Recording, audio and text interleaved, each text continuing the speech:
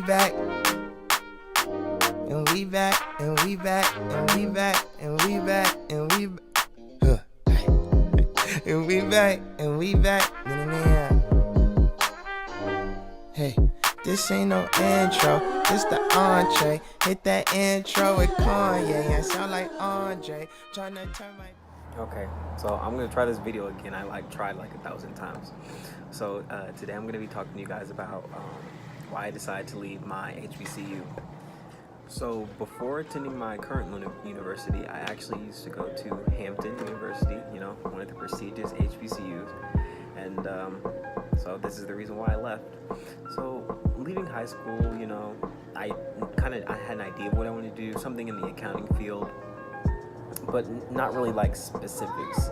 So I applied to Texas State at San Marcos, University of Texas at Austin, and my local community college, Jefferson County Community College.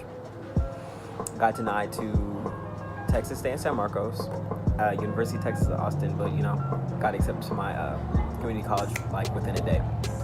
Sorry if you guys hear all this extra background noise. I'm at work.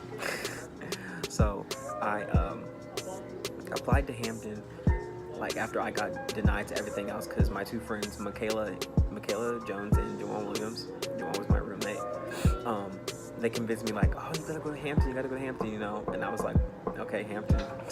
But yeah, so that's basically how that idea went. So after applying to Hampton like late May, I was like waiting on an acceptance, like, okay, so I can either go to Hampton if I get accepted or go to like this community college. Which would you choose? So after actually getting accepted to Hampton like late June, right before I graduated, in New York we graduate late June, so it was like nervous trying to figure out everything beforehand. So I get to Hampton, you know, I never went to the school before, so I arrived there my first day. My mom and dad, we drove down there from New York, and it's absolutely like, it's kind of hard, not really hard to explain, but like when you're first trying to find out your dorms and stuff like that, and you go on Google and you try to look up like what the dorms look like, that way you can get an idea of how you want your room to be set up, you'll kind of get like an understanding. But like literally you can Google anything about like the dorms, but you won't find like an exact video, like specifically the boys dorms. So I stayed in James Hall, and you know, after like driving 9 hours down to Virginia, we get to Hampton, and I'm like so disappointed. Like the dorms are trash. It's literally like kind of like a prison type system.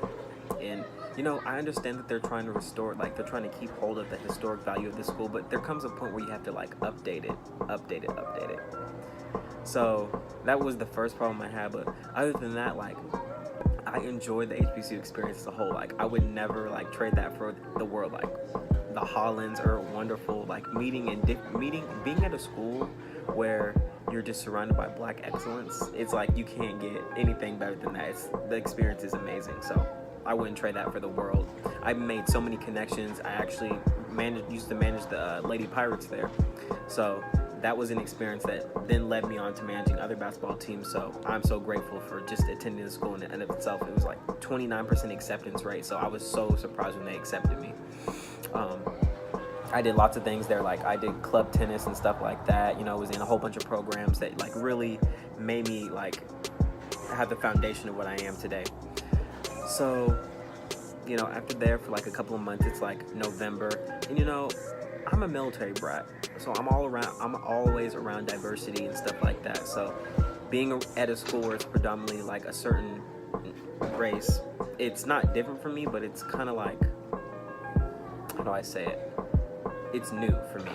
So I wasn't as, you know, accustomed to everything, but I can't contribute that to one of the reasons why I left, because that would just not be me. So after Hampton for like a good 3 months now, it's like late November, I'm like starting to like realize like, what am I paying for exactly? Like those thoughts. I'm editing this video right now. These faces I'm making.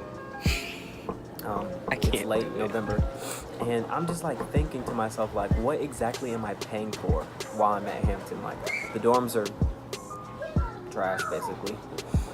But I feel like I'm really just paying $40K a year for the experience per se, not necessarily like anything else. Like the teachers don't show up to classes most of the time. So the main reason, like, I'm really about my education. So like that's something that I don't want you playing with my education. So it just comes to a point where I have to like figure out what's my kind of like self-worth, like how much am I willing to give if I'm not getting anything back in return.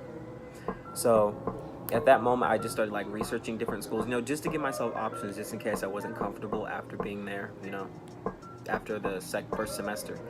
So I'm like, I have to get out of here. Like, I feel in the cafeteria food was like on top of that, like it's just a whole bunch of like money problems specifically. It's like, kind of like at Hampton, when it's time for you to give them money, email. But when it's time to get like, your refund check back and all your money, it takes a while. So I started researching schools. So at Hampton, I actually found out that I had fell in love with like a different type of accounting. It's called forensics accounting. I'll get into that a whole other video. But since I learned that at Hampton, I knew that specifically what I wanted to do. So why not go to a school specifically catered towards that type of genre of accounting?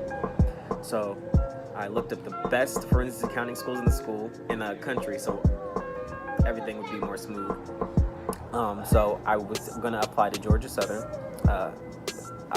Florida Atlantic University, and those were only schools that kept in mind.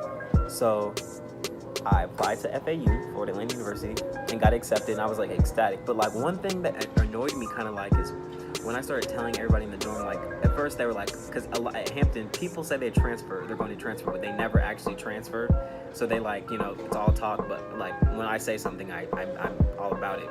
So when I applied to FAU, everyone was like, oh, what if you don't get accepted? Well, my mindset is like, if I speak things into existence, then it's going to be like, it's going to happen. So after getting accepted, I kind of had a feeling that I was going to get accepted anyway, just because my GPA at Hampton had like set me up nice. So I took most of the right classes, that way they would all transfer over right. And that's basically my journey on like why I left Hampton. Specifically, I just felt as though I wasn't getting my money's worth. So that's why I left. Other than that, I would recommend going to HBCU just so you can like get into the culture, like not discover necessarily your blackness, but discover your history, kind of like you walk the foundation of who you are on like a ethnic basis type situation. Just to be around people that have the same kind of mindset as you, that's wanting to discover more of themselves.